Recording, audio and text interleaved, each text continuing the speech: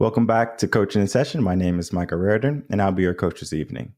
So today we're going to be talking about the blog that just came out today. And it's a TUS series, so that's going to be a tune-up series for any new listeners or new followers. And the tune-up series is part 28, The Tools of Knowledge, How to Find the Truth in Opinion. This stemmed from my recent talks on Fridays where I talk about the news, the mainstream media, just general media, and how they depict the news. Because for me, I'm a mindset coach. And what I work on with people, with clients, etc., is to be more positive. Because if you're more positive, then you're going to be more likely to give yourself more effort, right? Put in more effort to achieving your goals, to achieving a better life, to the best version of yourself. And it doesn't happen from simply sitting on the sofa or watching the news all day. Because if you know anything about the news is pretty down. It can be negative. It can be a buzzkill where you turn on the news and the only thing you can do is fear. But there's something along with that fear, curiosity. And now we're not only curious for what mainstream media wants to tell us, what we need to be aware of, but we're also told their rhetoric, or we're told their opinion, how we should be operating, what we should be doing. And we're going to get into peer pressure, into conforming to society at another time. That would have to be another blog post, or it could be a workshop. But today we're going to be talking about how can we find truth in opinion, because if the news is supposed to inform us, but the news is misinforming us, or it's making us feel a certain way, where can we get valuable resources from? Where can we get that information from? Because we do need information in order to be efficient, right? To stay ahead. And a lot of fear has been going on in the media where they tell you that you need to fear COVID, you have to fear maybe immigrants, and it's not counterintuitive for progress. Because if you're fearful of something, what does fear do? It debilitates you. So now if you have a mind that is in fear, you don't want to take action. Similar to how quarantines were. We're going to stay locked up for 2 weeks, then 3 months, and then a year. And it's happening again. In certain areas of the world, people are being asked to quarantine because of a rise in COVID or of a fear of a rise in COVID. And it doesn't even have to happen where there is a spike. Just the fact that there could be a spike is going to create fear. In certain areas of the country, especially here in America, you can see which areas are still living in fear, where people are getting their news and their resources from establishments that are using fear as a base to keep their audience. And yeah, you want to be curious. Yeah, you want to be informed. But the goal is to not be misinformed. So how can we find that information? How can we find usable data that's going to help us be better equipped to handle anything that could be coming our way? And that's what we're going to be talking about in today's blog. So if you're new to the channel, welcome. Head over to revenconcepts.com. Check out all those wonderful things there. If you're new on YouTube, Facebook, Twitch, all the platforms I stream on, be sure to like, comment, subscribe, do all those things that videos like. And without further ado, let's get into today's blog. So today we're going to be talking again about the truth and opinion, talking about the facts of the news. And I wrote a pretty lengthy article today for you to understand that it's not as simple as saying, hey, you go to this channel and you watch the news. Because if that was the case, I would say, hey, guys, don't watch CNN no more. Don't watch Fox News anymore. Don't watch ABC News, NBC News. Just watch this one channel, right? This person knows what they're doing. This person speaks the truth. They don't say any lies. I can't do that because I would be wrong. Because the news needs fear. And sometimes the news is fearful, especially when COVID first came out. People were uncertain of what COVID was. It was a lot of uncertainty in that virus. We didn't know anything about it. And now there's going to be a divide in society from people who want to get the vaccine or people who don't want to get the vaccine or just mandates in general. So there's a lot going on within our society, within our time. And we have to be able to come up with a conclusion on our own. Not because someone told us to believe this, because we see it as our truth. And when you see it as the truth, it's not because you were told by someone who's established, someone who is accredited. It is because you can see it happening around me. Now, what is the definition of a pandemic, right? It's going to be a surplus of an incident, right? So it could be deaths, illnesses, sicknesses, and that's what COVID was, right? Many people got sick. And even though it was a pandemic virus, people died, it wasn't the deadliest, right? If we look at history, there has been deadlier, right? Spanish flu, for example. But that doesn't say that COVID wasn't a big deal, because it is a huge deal. How many lives were lost and livelihoods will not be returned or restored back to normal? So we need to figure out how we cannot let this happen again in our future. Because if we're going to keep on allowing this circle to go, this wheel to keep on spinning of, oh, wait, we have a new thing to worry about. Oh, better watch out for this. If we keep living like that, we're going to be living under a rock, and we're not going to be taking action when action is necessary. So we're going to break down this article in just the 5 areas. The first area is going to be, where do we get our information from? Okay, whether that be the newspaper, friends, family, the television. Where do you get your news, your information from? 2, after you receive the information, what emotion are you feeling? Maybe you're fearful, maybe you're excited, happy, optimistic, pessimistic.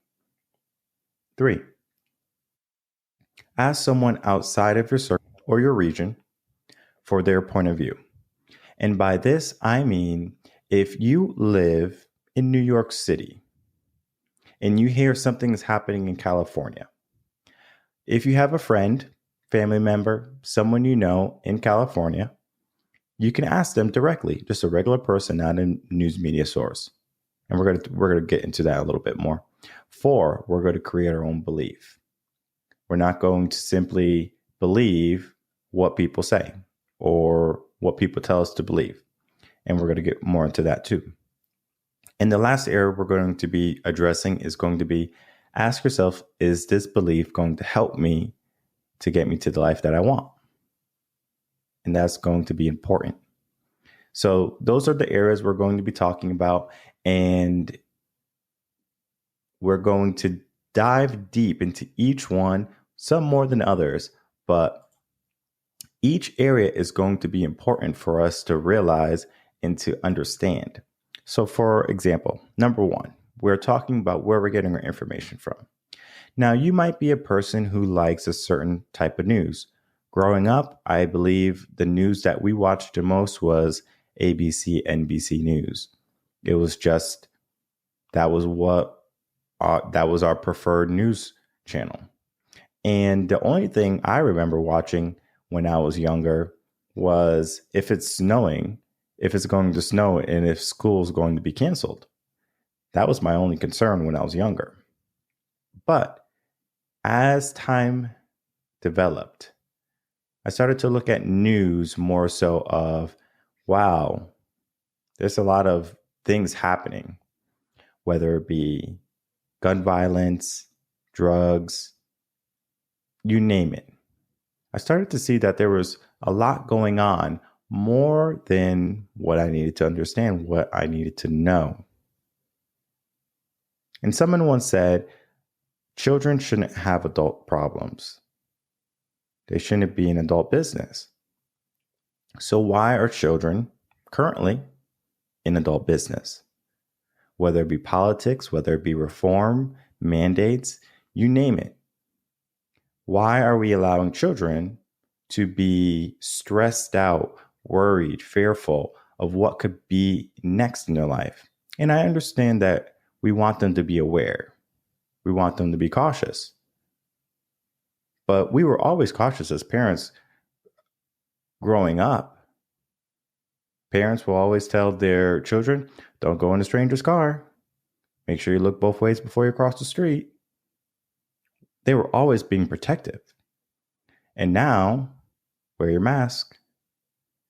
Make sure you have your vaccine, etc. So now we're telling children adult problems because it is maybe political, if you want to think of it that way. But we go from early on in COVID doesn't affect children. And now it does. We go early on from a mask won't help to several masks make perfect sense. And we're getting mixed messages from different doctors, scientists, organizations, right? Organizations that we trust.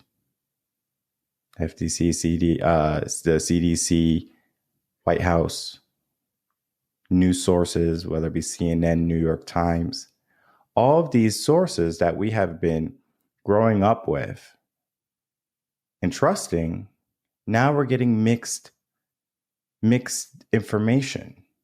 CNN is telling me one thing, but Fox is telling me another. Who do I believe? Who should I listen to? And that leads us to number 2. When you get this information, how does it make you feel?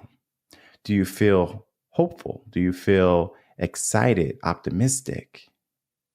Or do you feel negative, pessimistic, scared? And much of the media that we're experiencing right now has a fear base to it.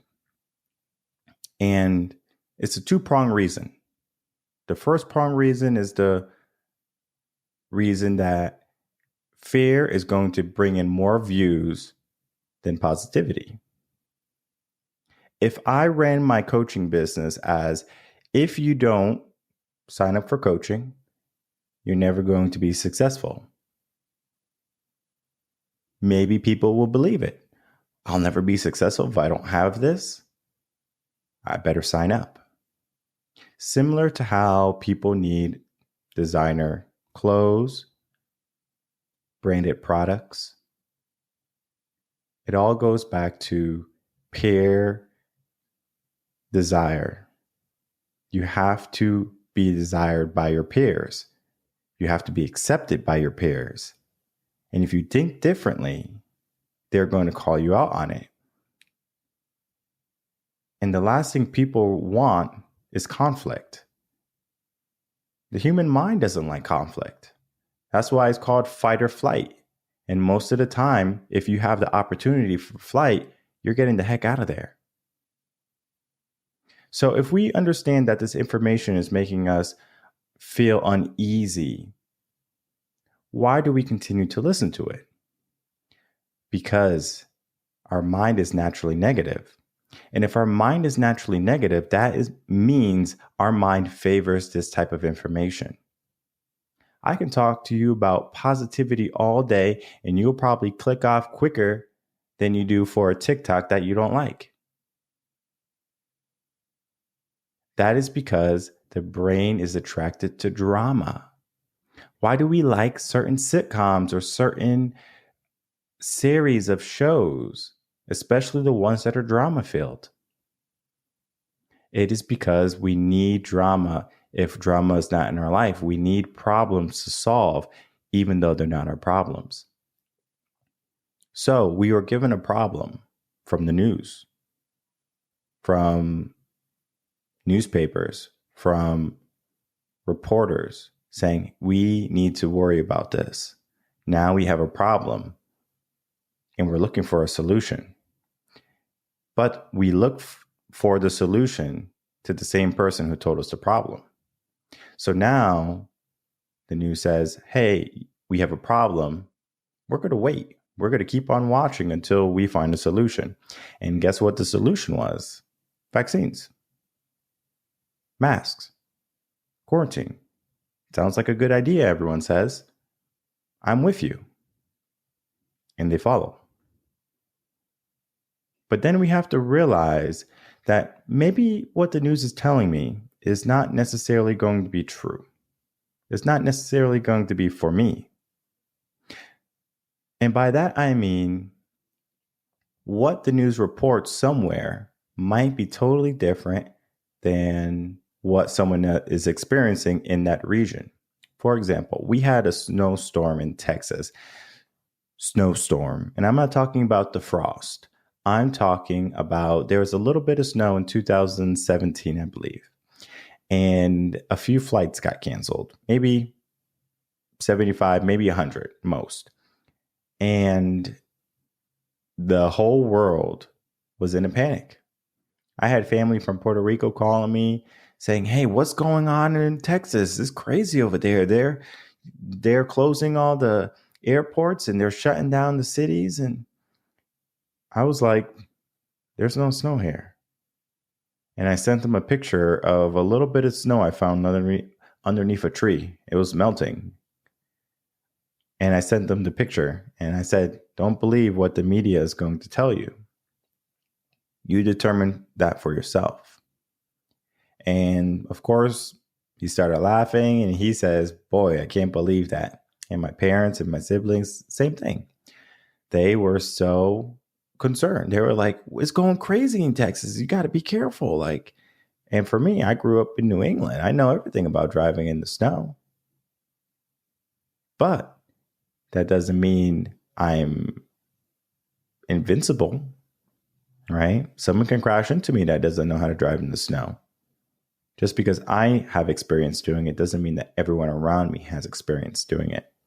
And I understand it can be scary for people driving in the snow for the first time. It was panic. We were told to panic. People were told to panic. People were told it is so crazy in Texas, but the people living here were just living their life. So we need to make sure where we get our news from that resource is going to be valid. It's going to be truthful. And then we have to create our own belief. Because if I find out that a news media source is lying to me, I'm going to discredit them unless they come out with an apology saying, hey, we reported the news incorrectly. It won't happen again. Because it's not so much about being right anymore. It's about being first.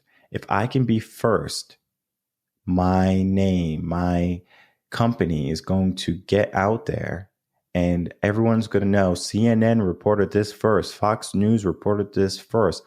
ABC, New York Times, Washington Post, they reported it first to report.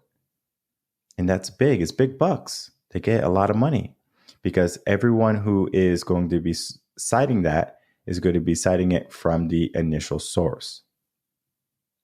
And that is important to understand because if a source is now is going to be discredited, how can we rely on that source?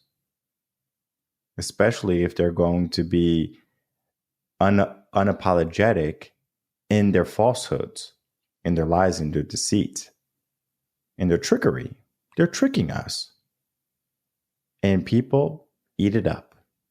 People allow themselves to continue to hear things that are false, and they accept it as their truth. They created a belief that wasn't theirs. It was someone else's. Because if you look around you, you can determine if you're safe or not. Is harm going to come upon you right now? Look around. Is there anyone that's going to harm you right now? The majority of people are going to say no. COVID numbers, 99.7% of people are going to probably say I'm fine. Especially if you're listening to this podcast. You have to understand that just because someone believes something, it doesn't mean that you have to believe it too. And if I have an opinion, it doesn't have to be your opinion. I'm not asking you to think like me. I'm not asking you to live like me. I'm not asking you to do what I do. What I am asking is for you to open up your mind to find a way for yourself. And you find your own truth. You find your own belief. I might think red cars are ugly. You might think red cars are beautiful. And then now you're out buying red cars and I'm over here being all grumpy that you have a red car because it's an eyesore. But that's your preference. People can't even have a preference anymore. People can't even have a say anymore. It's all mandates. It's all executive orders. It's all do as I tell you, not what you wish. And then we get into the last area. Who do we want to be at the end of the day, 5 years, 10 years, 20 years from now? Where is this information? Where is this life going to lead us? Think of how many people lost their business from the inception of the quarantine, the lockdowns. People put their life savings into their businesses. They bet everything they had. And they were told that they couldn't go to work. They were told they weren't essential. They weren't important. So you need to close. And if you're going to be operating at 30 to 40% initial revenue, that's going to be difficult to sustain long term. But we have to figure out a way. And people did figure out a way. They converted everything to curbside pickup. They were able to get more deliveries to people. They were able to accommodate 6 feet apart at certain tables. But it doesn't change the fact that people lost lives. People lost their livelihoods, their businesses. That can't be undone. But what can happen next, right? We can remember the businesses. We can remember the lives lost. We can remember the lies we were told. But how's that going to help us for tomorrow? Yeah, we can be better equipped because we have experience and knowledge. But what we need to start to focus on is more on how is this information going to help me succeed? How is this information going to help me get ahead? And that is where people don't think past, okay, well, someone told me to do this. I need to do this. I need to wear a mask. I need to stay inside. I need to government or tell the authority figures that I'm going to the grocery store. Look at Austria. They're protesting the quarantines. They've been locked down too long. People should be free. People should not be shackled. People should not be locked indoors. They shouldn't be chained in. And then we have the police officers saying, we don't like this either. But then they are enforcing it. That's not their belief. So why are they choosing to go through with those actions? Yeah, you got to feed your family. Yeah, you have to create a livelihood for yourself. But at what cost? To lose moral value, to lose your sense of character just because you need a paycheck?